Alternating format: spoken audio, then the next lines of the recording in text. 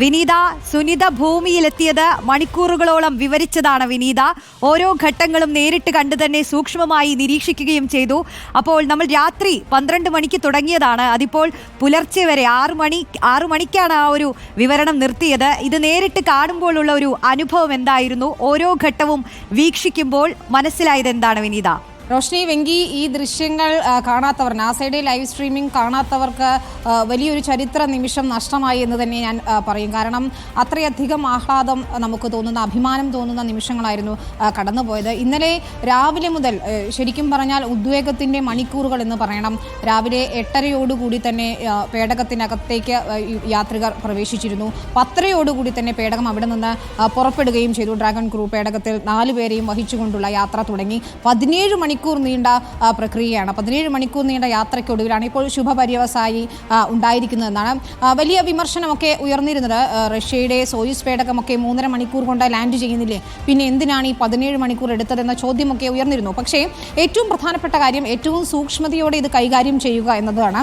അതിൽ ഇന്ന് പുലർച്ചെ നടന്ന 2:45 2:41 നടന്ന ഡി ഓർബിറ്റ് ബേണിംഗ്, ആ ജ്വലനം തന്നെയായിരുന്നു ഏറ്റവും പ്രധാനപ്പെട്ട കാര്യം. കാരണം ഇതിൻ്റെ വേഗം കുറച്ചുകൊണ്ട് ഭൂമിയുടെ അന്തരീക്ഷത്തിലേക്ക് ഈ പേടകം പ്രവേശിക്കുന്ന സമയം അപ്പോൾ എന്ത് വേണമെങ്കിലും സംഭവിക്കാം എന്നുള്ളതാണ്. നമുക്ക് കൽപ്പന ചൗളയുടെയൊക്കെ അനുഭവം മുന്നിലുള്ളത് കൊണ്ട് തന്നെ പ്രാർത്ഥനയോടെയാണ് ലോകമാകെ ഇവർക്ക് വേണ്ടി കാത്തിരുന്നത്. ആ ജ്വലന പ്രക്രിയ പൂർത്തിയാക്കിയതോടുകൂടി ഇതിൻ്റെ ഒരു സങ്കീർണമായ ഘട്ടം കഴിഞ്ഞു. അതൊരു ആശ്വാസകരമായ ഘട്ടം തന്നെയായിരുന്നു കേട്ടോ. ആ സമയത്ത് ഈ പേടകത്തിൽ നിന്ന് സുരക്ഷിതരാണ് ഞങ്ങൾ എന്ന കമാൻഡർ നിക് ഹേഗിൻ്റെ സന്ദേശം വന്നു എന്ന നാസയുടെ ആ വിവരണം കേട്ടപ്പോൾ ഒരു ദീർഘനിശ്വാസം ഒരുപക്ഷെ ഈ ദൃശ്യങ്ങൾ കണ്ട എല്ലാവരുടെയും മനസ്സിൽ ഉണ്ടായി കാണും എന്ന് ഉറപ്പാണ്.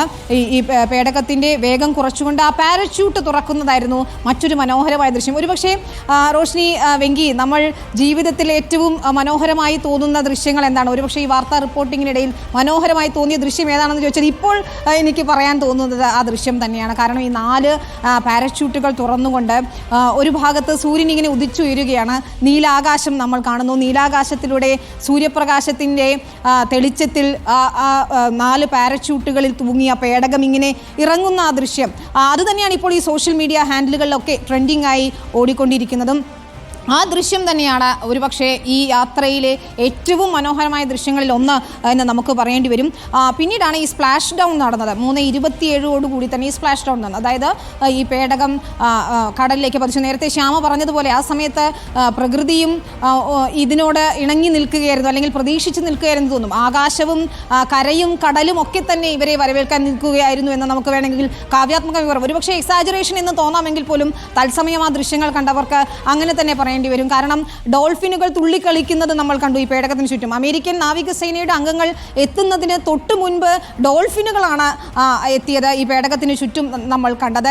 ഒടുവിൽ ഈ പേടകത്തിലുള്ളവരെല്ലാം സുരക്ഷിതരാണെന്ന സന്ദേശം കൂടി വന്നതോടെ ഈ പ്രക്രിയ പൂർത്തിയാക്കി. വളരെ ആശ്വാസകരമായ ഒരു സമയം, അല്ലെങ്കിൽ ആഹ്ലാദകരമായ സമയം എന്ന് തന്നെ നമുക്കതിനെ വിശേഷിപ്പിക്കേണ്ടി വരും. പിന്നീട് ഈ പേടകം റിക്കവർ ചെയ്തെടുക്കുക എന്നതായിരുന്നു മറ്റൊരു നിർണായകമായ ദൗത്യം. ഏതാണ്ട് 10 മിനിറ്റോളം നാവികസേനയുടെ അംഗങ്ങൾ ഈ മൊഡ്യൂൾ പരിശോധിച്ചു. അതിൽ പ്രശ്നങ്ങളില്ല എന്ന് ഉറപ്പുവരുത്തിക്കൊണ്ട് തന്നെയാണ് ബോട്ടിൽ വലിച്ച് ഈ കപ്പലിലേക്ക്, പ്രത്യേകം തയ്യാറാക്കിയ കപ്പലിലേക്ക് എത്തിച്ചത്.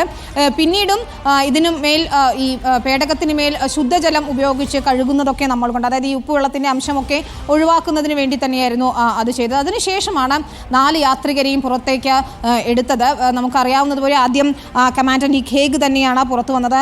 മൂന്നാമതായാണ് സുനിത വില്യംസ് പുറത്തു വന്നത്. ഒരുപക്ഷെ നമ്മൾ ഒരു കുഞ്ഞു പിറക്കുന്ന സന്തോഷം എന്നൊക്കെ പറയില്ലേ, അതുപോലെ തോന്നുമായിരുന്നു സുനിത വില്യംസിൻ്റെ ആ ചിരി. സുനിത വില്യംസ് കൈവീശി കാണിക്കുന്നതൊക്കെ അവിടെ കൂടിയവരെല്ലാം തന്നെ കൈയടിച്ചാണ്. ഈ നാവികസേനയുടെ അംഗങ്ങളും നാസയുടെ അംഗങ്ങളൊക്കെ തന്നെ കൈയടിച്ചുകൊണ്ടാണ് അവരെ വരവേറ്റത്. അങ്ങനെ 4 പേരെയും ആശുപത്രിയിലേക്ക് മാറ്റുന്ന ദൃശ്യങ്ങൾ, ഒരുപക്ഷെ ഈ ദൗത്യത്തിലെ ഏറ്റവും മനോഹരമായ ദൃശ്യങ്ങൾ. കഴിഞ്ഞ 9 മാസമായി നമ്മൾ കാത്തിരുന്ന ദൃശ്യം, 17 മണിക്കൂറുകൾ നീണ്ട ഉദ്വേഗത്തിനൊടുവിൽ വന്ന ആ ദൃശ്യവും ഇവർ 4 പേരും ചിരിച്ചുകൊണ്ട് കൈവീശി കാണിച്ചുകൊണ്ട് പുറത്തിറങ്ങുന്നത് തന്നെയായിരുന്നു. ഇപ്പോൾ ഏറ്റവും പുതിയ അപ്ഡേറ്റുകൾ അനുസരിച്ച് ഇവർക്ക് വൈദ്യപരിശോധന നടത്തിക്കൊണ്ടിരിക്കുകയാണ്. നമുക്കറിയാവുന്നതുപോലെ വലിയ ആരോഗ്യ പ്രശ്നങ്ങളുണ്ടാവും. ബഹിരാകാശത്ത് നിന്ന് ഭൂഗുരുത്വത്തിലേക്ക് വന്നതാണ്. അതുകൊണ്ട് ശരീരത്തിൻ്റെ എല്ലാ ഭാഗങ്ങളെയും ഇത് എഫക്റ്റ് ചെയ്യും. ആ ദൃശ്യങ്ങളിൽ നമുക്ക് കാണാം സുനിത വില്യംസിനെ ഒക്കെ പൊക്കിയെടുക്കുന്നത് വളരെ കരുതലോടെയാണ് നാസയുടെ അംഗങ്ങൾ, നാവികസേനയുടെ അംഗങ്ങൾ പൊക്കിയെടുക്കുന്നത്. കാരണം ഈ എല്ലുകൾക്ക് സാന്ദ്രതയെ വലിയ രീതിയിൽ ബാധിക്കുന്നുണ്ട്. അതുകൊണ്ട് ഇടുപ്പെല്ലിന് ഉൾപ്പെടെ പൊട്ടലുണ്ടാവാനും സാധ്യതയുണ്ട്. അതുകൊണ്ട് തന്നെ വളരെ സൂക്ഷ്മതയോടെയാണ് അവരെ വീൽ ചെയറിലേക്ക് ഇരുത്തുന്നതും അവിടെ നിന്ന് മാറ്റുകയും ചെയ്യുന്നത്. ഏതായാലും ഉടൻ ഒരു മെഡിക്കൽ ബുള്ളറ്റിൻ നമ്മൾ പ്രതീക്ഷിക്കുകയാണ്. ഇവരുടെ ആരോഗ്യസ്ഥിതി സംബന്ധിച്ച് ഒരു മെഡിക്കൽ ബുള്ളറ്റിൻ നമ്മൾ പ്രതീക്ഷിക്കുന്നത്. മറ്റൊരു പ്രധാനപ്പെട്ട കാര്യം ഇപ്പോൾ വന്നുകൊണ്ടിരിക്കുന്ന പ്രതികരണങ്ങളാണ്.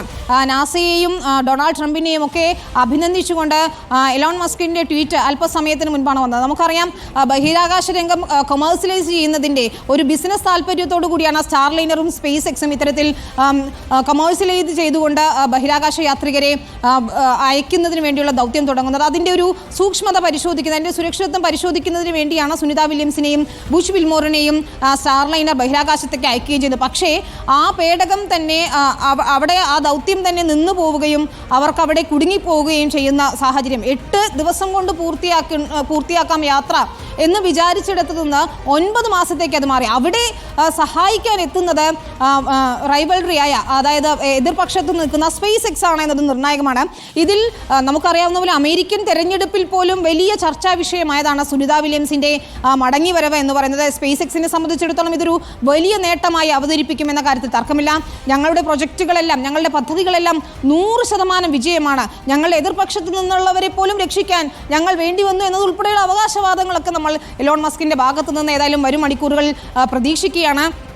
നാസയെ അഭിനന്ദിച്ചുകൊണ്ട് ലോകരാജ്യങ്ങളൊക്കെ തന്നെയും ഇപ്പോൾ രംഗത്തെത്തി. ഏതായാലും ബഹിരാകാശ രംഗത്ത് ഒരു വലിയ വിപ്ലവം സൃഷ്ടിക്കാൻ പോകുന്നതിൻ്റെ തുടക്കം കൂടിയായി നമ്മൾ ഇതിനെ കാണണം. സുനിത വില്യംസിൻ്റെ ട്രംപിനോടും എലോൺ മസ്കിനോടും നന്ദി പറഞ്ഞുകൊണ്ടുള്ള വീഡിയോയൊക്കെ നമ്മൾ ബഹിരാകാശത്ത് നിന്നുള്ള വീഡിയോയൊക്കെ കണ്ടതാണ്. അതൊക്കെ തന്നെയും ഇനി വരും ദിവസങ്ങളിൽ ചർച്ചയാകും. ഏതായാലും ഇതിൻ്റെ ഒരു കച്ചവട സാധ്യത, ഒപ്പം രാഷ്ട്രീയം, ഇതൊക്കെ തന്നെയായിരിക്കും ഇനി വരും മണിക്കൂറുകളെ ചൂടുപിടിപ്പിക്കാൻ പോകുന്നത്. റോഷ്നി വെങ്കി. ശരി, വിനീത വേണുവാണ് വിശദാംശങ്ങൾ നൽകിയത്. മണിക്കൂറുകളോളമാണ് നമ്മൾ ഈ വിവരണം പ്രേക്ഷകരിലേക്ക് തത്സമയം എത്തിച്ചത്. മറ്റൊന്ന്, വിനീത പറഞ്ഞതുപോലെ നമ്മുടെയൊക്കെ ജനറേഷൻ ഇതൊരു ചരിത്ര നിമിഷമാണ്. ആ ചരിത്ര നിമിഷത്തിന് സാക്ഷ്യം വഹിക്കാൻ നമ്മുടെയൊക്കെ ജനറേഷന് സാധിച്ചു എന്നുള്ളതാണ് ഏറ്റവും സന്തോഷകരമായ കാര്യം. ഈ സയൻസ് ഒക്കെ ഇത്രയും ഡെവലപ്പ് ആയ ഒരു കാലത്ത് ഇത്രയും നല്ല വിഷ്വൽസും ഇത്രയും നല്ല വിവരണവും ഒക്കെ നമുക്ക് കിട്ടുക എന്ന് പറയുന്നത് പ്രത്യേകിച്ച് നമ്മുടെ ഈ ജനറേഷന് വളരെ പോസിറ്റീവായ ഒരു കാര്യമാണല്ലേ. യെസ്.